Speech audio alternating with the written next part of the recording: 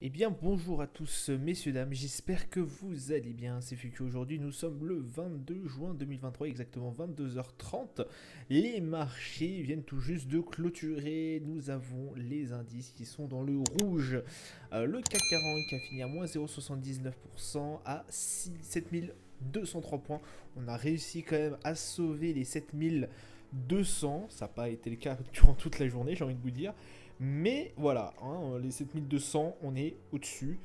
Donc tant mieux, j'ai envie de vous dire. L'Eurostox, moins 0,43%, on est à 452 points. Le DAX, 0,22, on est à 15 988, en dessous des 16 000. Le FTSE 100, moins 0,76, 7 502.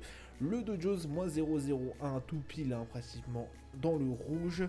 On est à 33 946. Le Nasdaq, plus 1,095%. 33 900, pardon, je me disais 13 630. Le Nikkei 225, moins 0,92 à 33 264. Pétrole Brent, 74,10$, grosse baisse, hein, moins 3,80 sur le Brent. Le 11 d'or en dessous des 1920$, on est à 1913,98, moins 0,96%. L'euro USD 1,096. Bitcoin 30 029 exactement, au-dessus de la barre des 30 000, forcément. Palmarès du SRD, on a Waga Energy plus 7,97, SES plus 7,81, CGDIM plus 3,96 au niveau des plus fortes baisses. AB Science moins 7,79, Maison du Monde moins 9,09, Genfit moins 10,05. Alors aujourd'hui, qu'est-ce qui s'est passé? Pourquoi les indices sont encore dans le rouge? Pourquoi, j'ai envie de vous dire, le CAC 40 signe sa quatrième séance de baisse d'affilée? Et bah parce que, je vous le donne en mille, on y a parlé hier, l'Angleterre remonte ses taux et plus fort que ce qui était attendu. Je vous rappelle, on avait regardé ça hier et moi j'avais émis un doute. Vu que l'inflation était tombée juste avant et que l'inflation n'avait pas été bonne du tout, on avait stagné au lieu de redescendre selon les analyses, au lieu voilà, que l'inflation rebaisse, et bien là on avait complètement stagné par rapport à la valeur précédente. Et là j'avais dit, oula, ça va pas du tout plaire au marché et ça va pas non plus du tout plaire à la banque anglaise. Et ça a été le cas, effectivement, au lieu de monter de 25 points de base, ils ont choqué le marché, ils ont relevé de 50 points de base. De ce fait, bah forcément, on va direct dans le vif du sujet. On ouvre les marchés, je crois que c'était à 10h et quelques que la BOE a sorti les taux. Voilà, direct le matin, ça vous met d'aplomb, on est dans le rouge. Donc ça a inauguré pas vraiment quelque chose de très très bon. On a eu Jérôme Powell devant la Chambre des représentants, si je dis pas de bêtises, bon, qui a réaffirmé encore qu'il se battrait du coup contre l'inflation. Donc ça non plus, ça n'a pas permis... Enfin, qui se battent contre l'inflation, oui, mais il a aussi dit qu'il n'hésiterait pas à relever les taux, que voilà, là on passerait plutôt sur l'étape du skip, j'ai envie de vous dire, plutôt que l'étape d'arrêt de hausse des taux. Voilà, on a eu aussi forcément l'Angleterre, ça a été vraiment la grosse partie, j'ai envie de vous dire, puisque ce n'est pas la seule banque centrale à avoir encore sanctionné avec une relevée des taux. Les Suisses, la Norvège aussi qui ont sanctionné. Donc forcément, tout ça, ça titille un peu l'oreille de Jérôme Powell, de la BCE. Et voilà, pour l'instant, moi je vous le dis honnêtement, je ne pense pas qu'il y aura d'arrêt, en tout cas de hausse des taux. Je pense surtout que à un moment donné, voilà, il y aura peut-être des skips. Voilà, on passera peut-être la séance, enfin la hausse des taux sera peut-être pour la prochaine fois, mais en tout cas pour l'instant, les banquiers centraux n'ont pas l'air trop d'activer le frein à main. J'ai l'impression qu'en fait, pour l'instant, voilà, on est un peu sur focus sur l'inflation, forcément, puisque là, l'inflation, on est touché de plein fouet, on le ressent. Mais surtout, on a un peu oublié, et ça commence à me refaire un peu peur, c'est tout ce qui est SVB, la faillite bancaire en fait. La faillite bancaire. Et ces hausses de taux, ont mis assez à mal nos banques. Nos banques. Donc pour l'instant, pas de dégâts encore. Enfin, si, il y a eu des dégâts, mais avant. Mais là, il est possible que prochainement, on aura des problèmes au niveau bancaire. Moi, je ne serais absolument pas du tout surpris. Alors après, je n'ai pas de boule de cristal, hein, je vais vous dire, mais pour l'instant, on marche vraiment sur des œillets. Voilà, voilà. Autre chose du côté des valeurs. Et là, ça a été aussi assez incroyable. Il y a un fonds spéculatif qui se nomme Gotham City Research qui a complètement fait dévaluer SES Immotag. En fait, ils les ont, ah bah c'est marqué là, ils les ont complètement, voilà, je vous laisse lire, ils les ont complètement, en fait, comment vous dire, ils les ont traités de magouilleurs, voilà, pour vous la faire en gros. Ces derniers ont dit que, notamment, il y avait des problèmes au niveau des papiers financiers, au niveau, alors je me rappelle plus trop de ce qui est mensonger incorrect, voilà, que les états financiers étaient mensongers, incorrects et déficients. Ça va aller. Donc de ce que fait, c'était ce matin, hein, SES Immotag du coup a répondu clairement que non. Mais ce qui a valu quand même que l'action maintenant a été dévaluée bien, bien, bien ce début de journée. Je crois même qu'ils ont dû être, ils ont été mis en pause. Voilà. Je pense même que la valeur a été arrêtée, la cotation a été arrêtée. Donc écoutez, ouais, hein, maintenant elle vaudrait plus que 15 euros au lieu de 30, ça fait mal au derrière. Donc voilà un peu aussi pour tout ce qui est valeur. Calendrier d'annonce économique. Du coup, on a eu l'intérêt de la BOE, effectivement. On avait dit que c'était 25 points de base.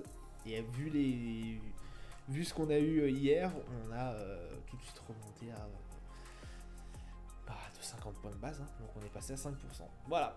Ça a été vraiment la grosse nouvelle, j'ai envie de vous dire, d'aujourd'hui.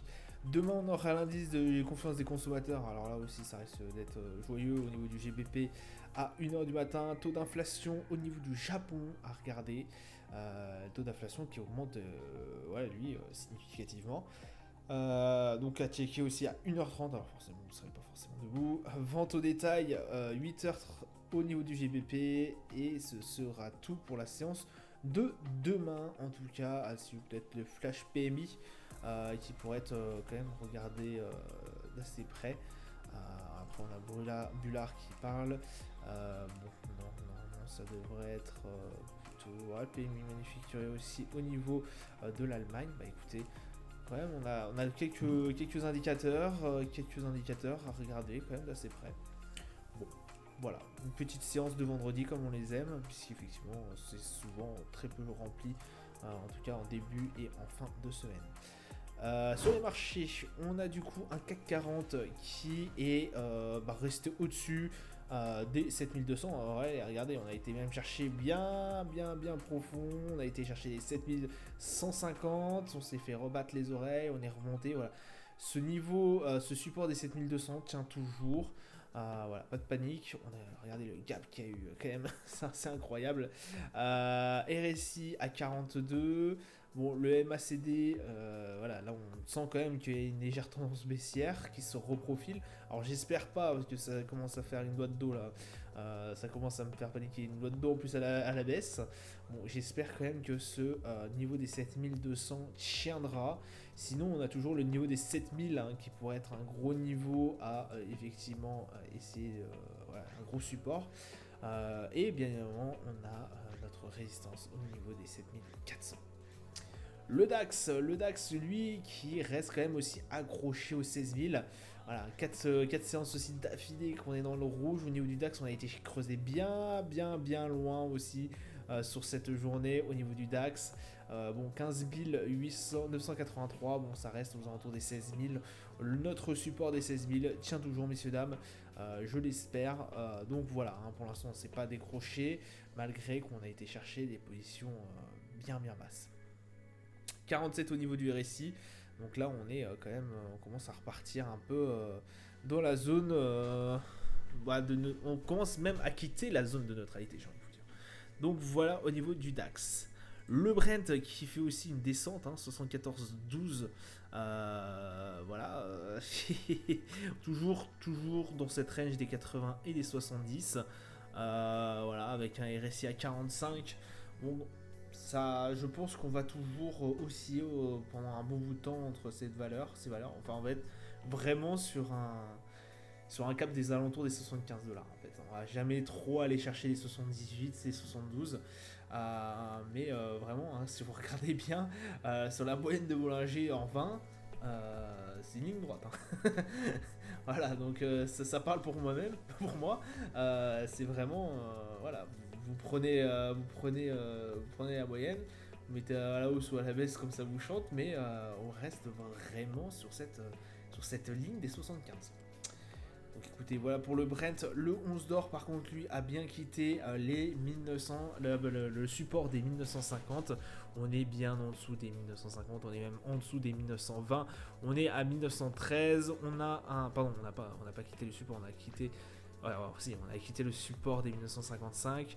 Là, on a un autre support à 1900. Attention, par la suite... Après, on a un RSI qui est extrêmement faible. On a un RSI à 35, un MACD qui redessine encore une tendance forcément baissière. Le S&P 4382. Bon, écoutez, petite journée de hausse. Enfin, une journée de hausse quand même pour le S&P, il faut le souligner. 65 au niveau du RSI. Bon, voilà, ça a repris un peu de couleur. On est à 4424. Pour notre résistance, 4200 ou 300 pardon, pour notre support. Pour l'instant, rien de très alarmant, avec un RSI qui est quand même assez bon. Le Nasdaq 15 065, bon, j'ai envie de vous dire, le Nasdaq toujours en très grande forme. 15 159, notre résistance. À voir si prochainement on ne fera pas sauter cette résistance, puisque vraiment le Nasdaq en très belle forme, un RSI à 67 pardon, donc très proche de notre zone de surachat. Voilà, tout se passe bien pour le Nasdaq. Le Dow Jones, et oui, j'ai toujours une position, c'est incroyable. 33 941. Alors, on est avec une résistance aux alentours des 33 000, toujours dans notre range entre les 33 000 et les 34 300. Bon, voilà.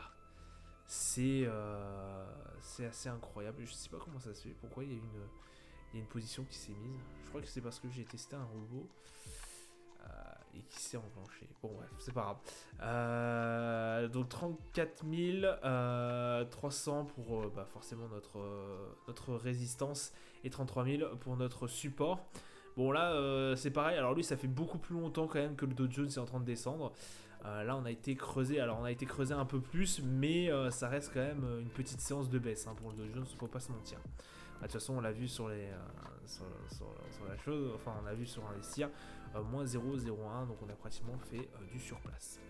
Voilà, ça sera tout pour moi pour aujourd'hui. Je vous souhaite une excellente journée, une bonne soirée à vous. Je vous dis à plus tard. Ciao, ciao.